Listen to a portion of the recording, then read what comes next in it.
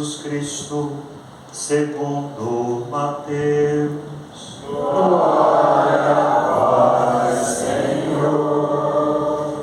Naquele tempo, vendo Jesus as multidões, compadeceu-se delas, porque estavam cansadas e abatidas, como ovelhas que não têm pastor. Então disse a seus discípulos: a messe é grande, mas os trabalhadores são poucos. Pedi, pois, ao dono da messe que envie trabalhadores para a sua colheita. Jesus chamou os 12 discípulos e deu-lhes poder para expulsarem os espíritos maus e para curarem todo tipo de doença e enfermidade. Estes são os nomes dos 12 apóstolos. Primeiro, Simão, chamado Pedro, e André, seu irmão. Tiago, filho de Zebedeu, e seu irmão João. Filipe e Bartolomeu. Tomé e Mateus, o cobrador de impostos. Tiago, filho de Alfeu, e Tadeu. Simão Zelota e Judas Iscariotes, que foi o traidor de Jesus. Jesus os enviou os 12 com as seguintes recomendações: não deveis ir aonde moram os pagãos, nem entrar nas terras, nas cidades dos samaritanos. Ide antes às ovelhas perdidas da casa de Israel. Em vosso caminho anunciai: o reino dos céus está próximo. Curai os doentes, ressuscitai os mortos, purificai os leprosos, expulsai os demônios. De graça recebestes, de graça deveis dar. Palavra da salvação. Glória a vós, Senhor. Louvado seja o nosso Senhor Jesus Cristo. Se me permitam, gosto de fazer um pouquinho de catequese litúrgica para a gente se situar naquilo que a gente celebra, no domingo que a gente está celebrando, né? Esse é qual domingo mesmo do tempo comum? Vocês lembram? 11º domingo do tempo comum. São quantos domingos do tempo comum? Vocês lembram? Alguém chuta? Menos. Mais. 34. Muito bem. 34, né? Muito bem. A gente veio de um período muito festivo. Qual período festivo que nós encerramos no dia de Pentecostes? 50 dias de Páscoa. 50 dias de Páscoa. Muito bem. Que dia encerrou a Páscoa? Tempo pascal. Que dia? Acabei de falar. Domingo de? O que veio do céu? O Espírito Santo, né? Sobre os discípulos e sobre toda a igreja. Muito bem. Depois do domingo de Pentecostes, então a gente entra no tempo comum, mas aí a gente celebrou uma outra solenidade no domingo seguinte de Pentecostes.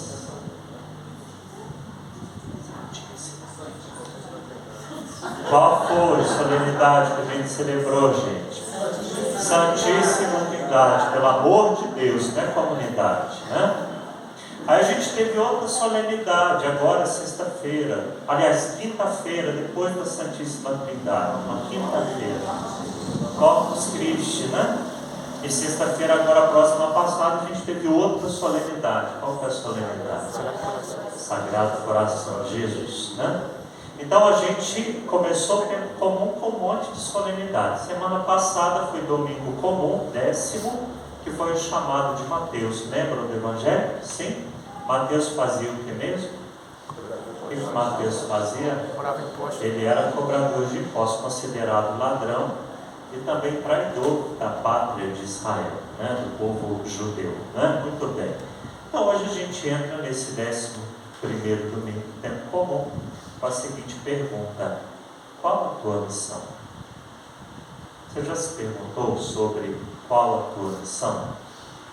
Quando alguém que a gente conhece, alguém da igreja, né, ou um padre, ou né, uma irmã, uma pessoa que fez muita caridade, fez muita coisa boa, e aí quando morre, a gente às vezes diz: fulano cumpriu a sua missão. Mas qual a tua missão? Você já se perguntou? O tema de hoje parece vocacional, e também é, porque Jesus chama ali os 12, envia para a messe é grande, Aqui em Petrópolis a gente reza muito a oração pelas vocações, conhecemos o seminário, né? Nós temos a presença dos franciscanos aqui, tem um cartaz ali no mural, já pensou em ser franciscano, né? Então a gente é muito envolvido por esse âmbito vocacional. Mas e a missão? Qual a minha missão? Gostaria que vocês saíssem daqui hoje da igreja um pouco incomodados, né? Porque a gente passa uma vida e a gente não descobre qual a nossa missão. E a nossa missão é para ser assumida diariamente, né? Quando eu dou meu sim a Deus. E não somente missão religiosa, porque também quando a gente fala em missão, a gente pensa logo, né, ir para a Amazônia, ir lá para outros países, né, a gente fazer missão, pensa na freira, né, pensa na missionária. Não, missão diária nossa, ordinária, primeiramente de ser igreja, né, porque a primeira leitura nos dá um indício disso, de ser igreja. Mas também a nossa missão no nosso trabalho, na nossa casa.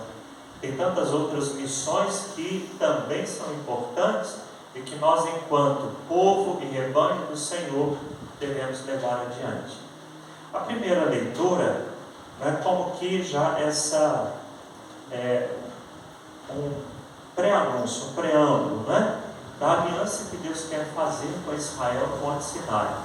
Então, depois de terem passado o Mar Vermelho, já andado um pouquinho no deserto, eles chegam ao sopé do Monte Sinai, e ali, né, Deus vai falar com Moisés, apresentando, né, o povo novamente, falando com o povo, de que é esse Deus que cuida com carinho do seu povo.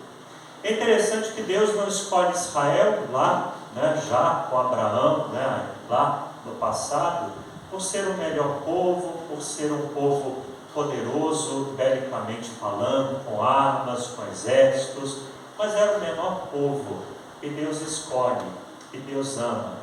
E aqui é bonita a leitura, porque ela traz um pormenor aqui, que a gente talvez não percebe tanto, mas Deus diante, né, do povo, quando falando a Moisés, né, então, vistes o que eu fiz aos egípcios, e de como os levei sobre asas de águia. Interessante essa expressão, por que asas de águia, né?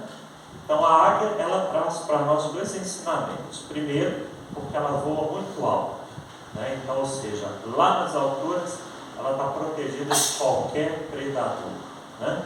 Então Deus nos protege sempre, por isso Deus nos carrega sobre asas de águia. Deus cuida de nós, Deus olha por nós. Depois a gente usa aquela imagem de Jesus, e como, né, Jesus chora sobre Jerusalém, porque Ele quer cuidar do seu povo como a galinha, né? Ele protege os seus pintinhos. Então, com muita proteção, com muito carinho. Mas a águia também, ela tem uma visão perspicaz, né? Mesmo voando muito alto, ela enxerga as mínimas coisas. E Deus também é assim com a gente. Deus sabe de tudo da nossa vida, né? Então, além de nos proteger, Ele olha para nós com um amor individual, que a gente celebrou agora no dia do Sagrado Coração de Jesus.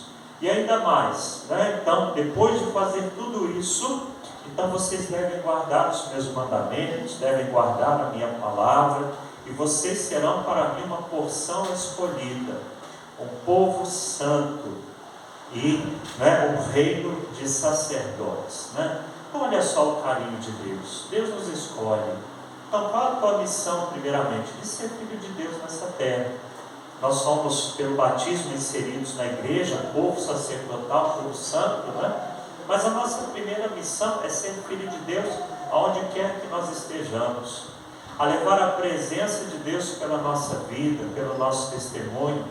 Ontem nós celebramos o grande Santo Antônio. Ele pregava, o grande pregador, né? Sua relíquia principal é a sua língua intacta, porque pelas suas palavras, né, anunciava Jesus, mas ele mesmo dizia que cessem as palavras e que falem as obras, né?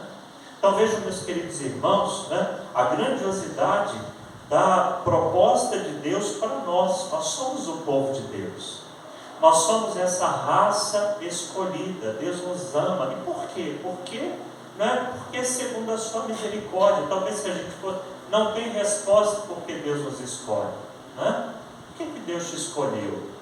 para ser um bom pai de família, para ser uma excelente esposa, uma boa mãe de família, para ser um sacerdote, para viver a vocação religiosa.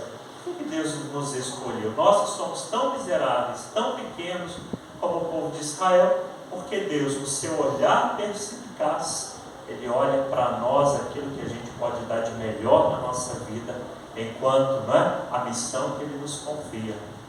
E aí no Evangelho que nós contemplamos hoje, primeira coisa, Jesus tem esse olhar perspicaz sobre a multidão. Como é que nós veríamos a multidão? Talvez se a gente se deparar com um monte de mendigo, com um monte de gente de situação de rua, a gente talvez pode dizer um vagabundo, desculpa a expressão, Talvez a gente pode julgar com os nossos olhares.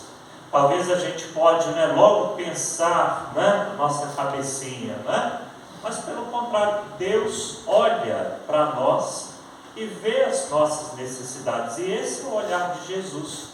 É um olhar que vai além. E o que Jesus vê? Uma multidão cansada, como ovelha sem pastor. Porque a lei de Israel, e Jesus mesmo vai contra os fariseus, porque eles oprimiam, a lei se tornou um peso, e o povo não tinha referência. Queridos irmãos, quais são as nossas referências? Ou qual deve ser a nossa maior referência, senão Cristo Jesus, nosso Senhor?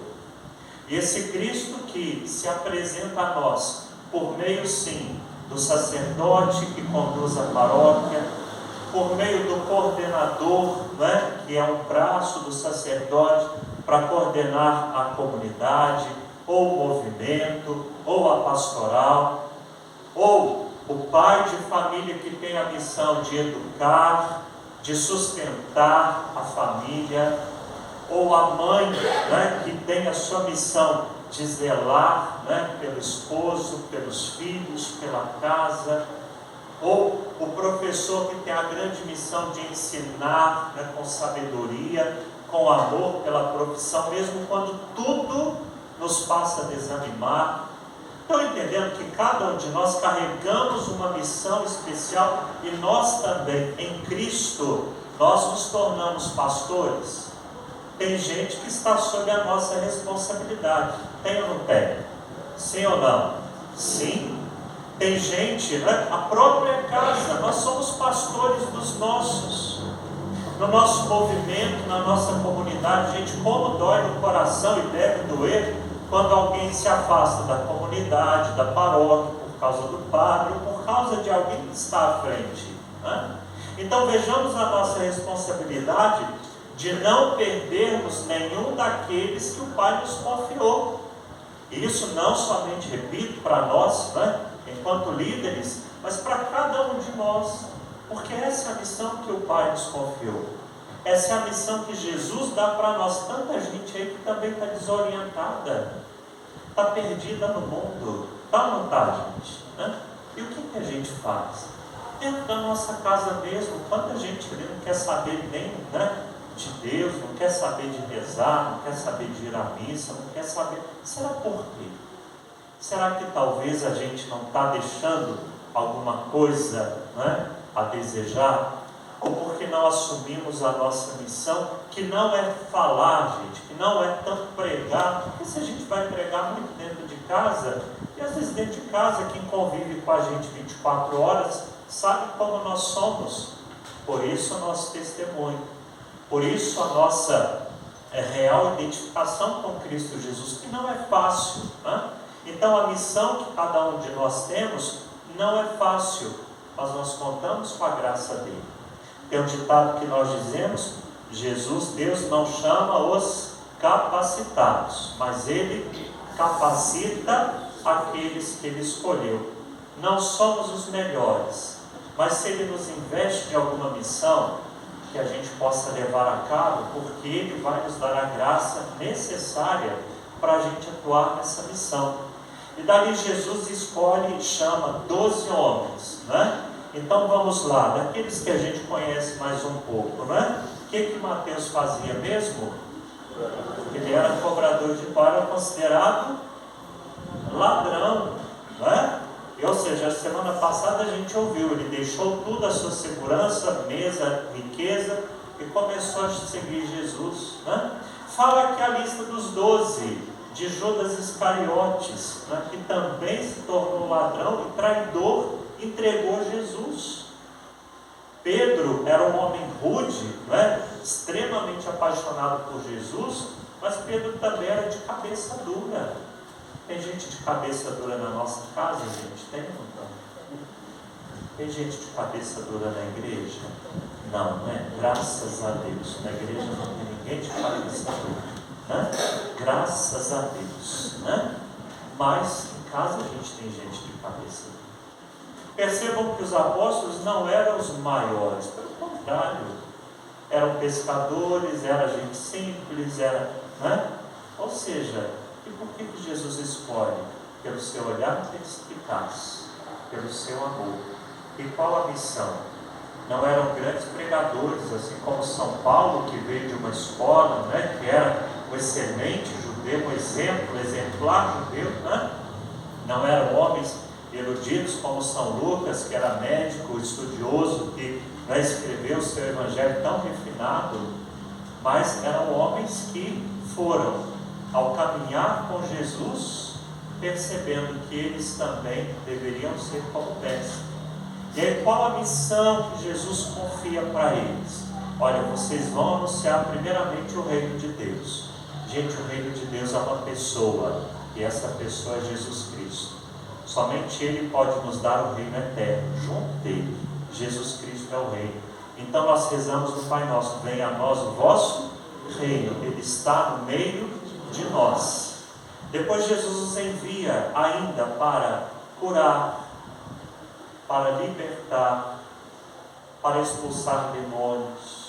Ou seja, as mesmas ações que Cristo fazia, os seus discípulos também deveriam fazer. Ou seja, Ele nos dá o poder. Não que a gente vai sair fazendo aí, né, cura física, não é isso. Muito mais do que uma cura física, gente, é necessário uma cura espiritual da alma, do coração.